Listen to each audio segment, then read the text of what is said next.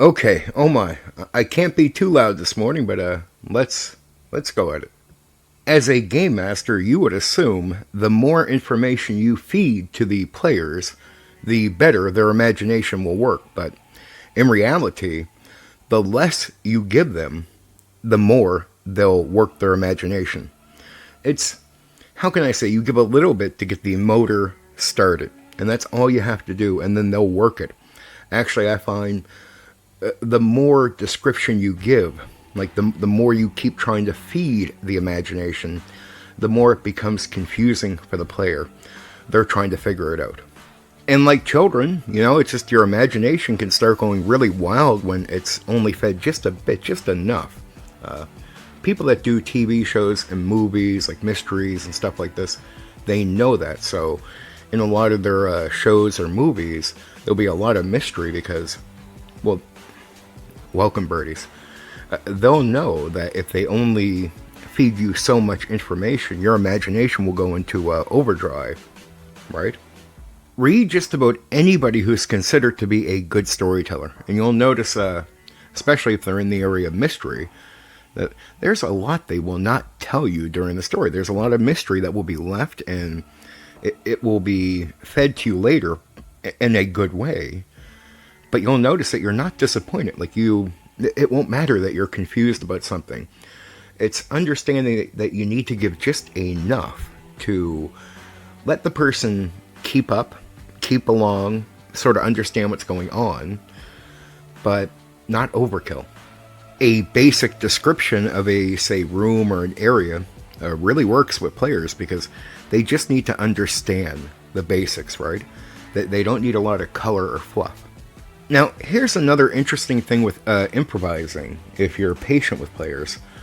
When you're improvising, say you're taking them into a scene, well, you start telling them random stuff in the scene. If you could get them to tell you what they're thinking, you would be amazed with what they come up with.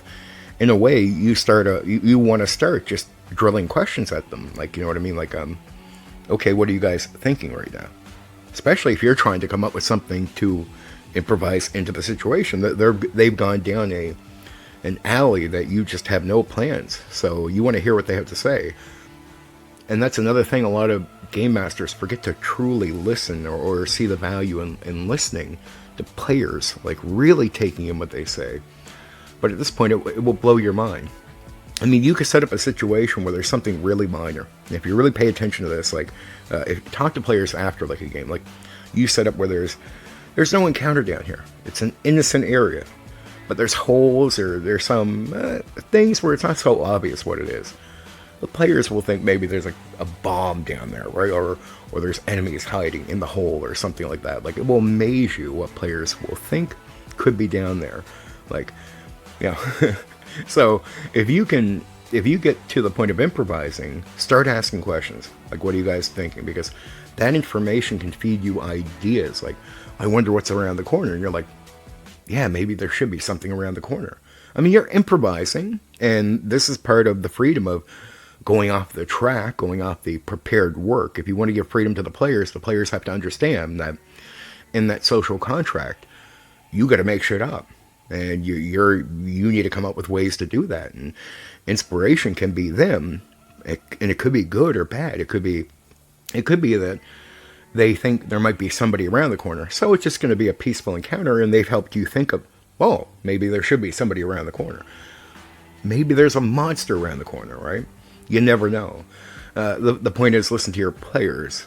Just don't tell your players exactly what you're doing, because that's none of their business. That's why I tell game masters not to be too long-winded with the description, like get the imagination going.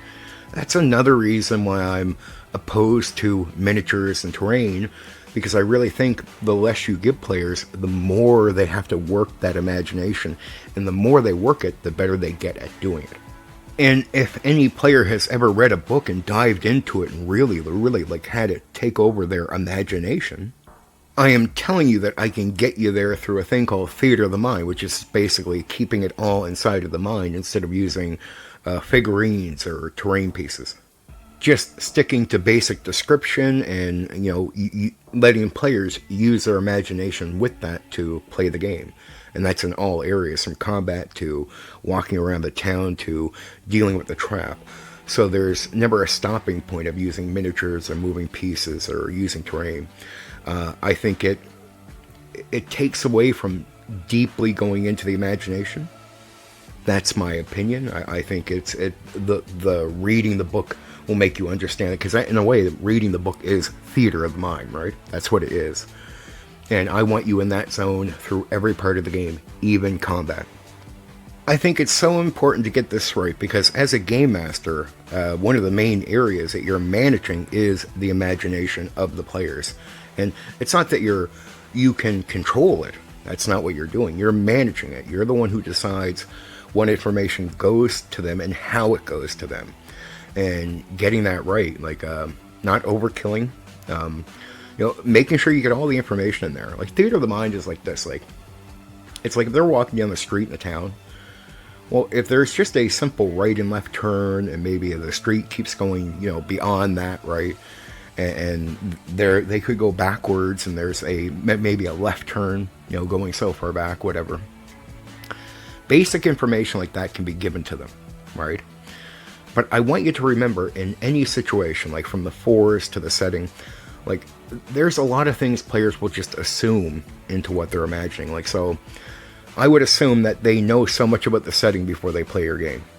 So you don't have to tell them every color of every building, or if they're brick, or if they're wood, or if they're anything. You're only going to tell them about certain buildings they're going to, and even then, you don't really have to give a description, like to the blacksmith building. You can if you want to, but you don't have to. Nor will players even think to ask. Look, if you offer something to players, most players, especially if you have them in the zone in their imagination, they'll just assume to imagine. Like, seriously, you won't even have an issue with them. Like, some players may ask you details. Like, if they do, go ahead and answer. I mean, that's fine. Don't be afraid to just make some shit up. Like, what color is this building? Sure, yeah. But don't say it like you're making it up. See, that's another thing I would tell you as a game master. Players, I don't care how much everyone's laughing or what's going on. Here's one way to keep all your players happy in the long run, so they don't question you. Give a shit. And if you feel like you don't give a shit, do not express that whatsoever to your players. Like, let them think that you give a shit, because you should. You should, and they want you to. It matters to them. Even if they don't tell you that, it matters to them. Even if they're laughing at all that, it still matters to them, especially if they're going to take your game serious on any level. They need to know the basics. Like, they need to believe, right, that you give a shit. I tell any game master, when you're showing that you don't give a shit, here's what happens. It degrades how serious players will take your game over time. You may lose players over time. Like, at first it's okay, but after a while they need you to give a shit, but that now they believe that you don't. And so you don't want something slowly degrading through your attitude. So, just because you don't see it right away doesn't mean the bad thing is not happening, right? So instead of being shocked when players suddenly walk out on you without an explanation, or something happens where they're making excuses not to play anymore, maybe you want to get ahead of the game. So, it's tough just to get players to play the game right. Don't be a game master who brings issues to the game. Like, just fake it.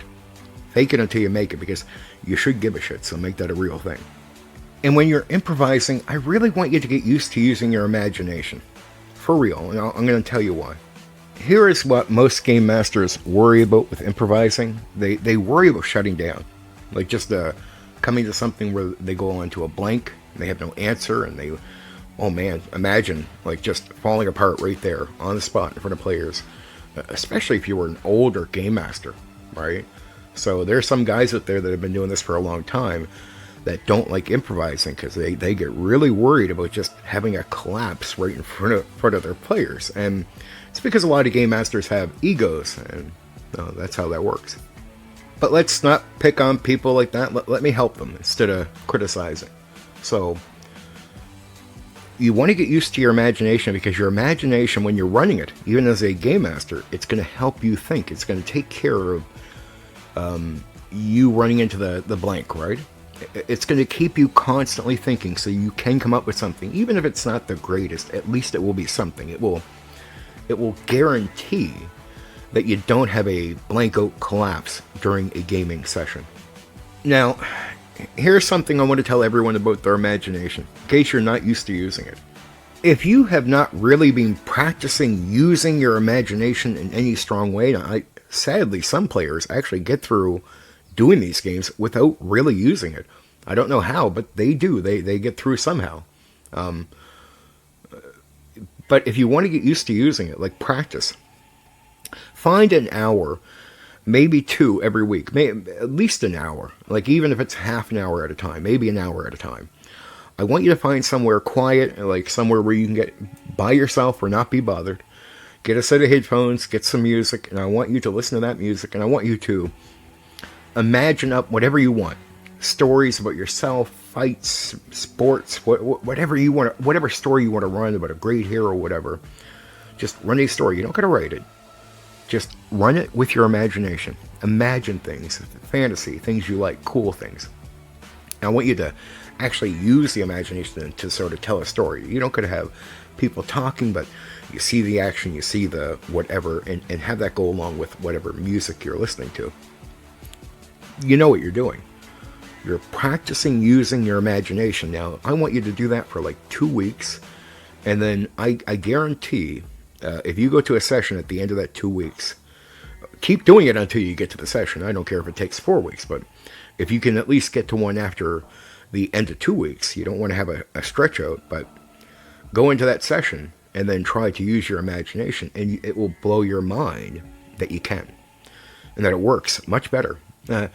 Usually what happens to some people is they don't read books or they don't listen to music. They don't really practice, I guess, in a certain way, using the imagination. Well, they do, but probably in minute areas where they don't realize it. So they're not able to call upon it because they don't even realize they're using it, so they don't know how it's a tool or how to work it. And so you got to get used to working it, right? And, if you can't trigger it on your own, you need something to trigger it. So if you go in with a goal of, I'll listen to music and I'll tell a story, well, the music will trigger the imagination. I guarantee that's what it does. That's the secret to listening to music. That's why I suggest going to music, because it's an instant trigger, right, to your imagination.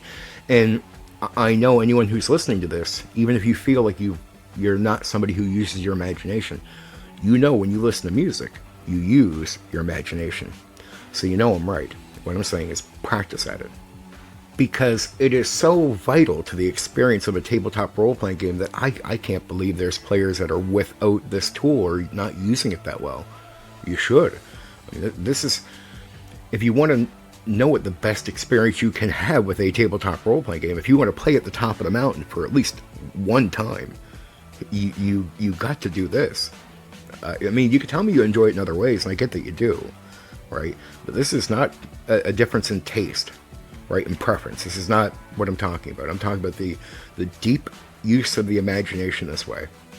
Like, being able to have that experience. I don't even care if you're using miniatures in terrain at the time. As long as you're doing the practice that I'm telling you, really driving it home for a couple weeks, bring that to the game, and your experience will be enhanced. I promise you. Enhanced in ways that it will be a new high. For now, take care.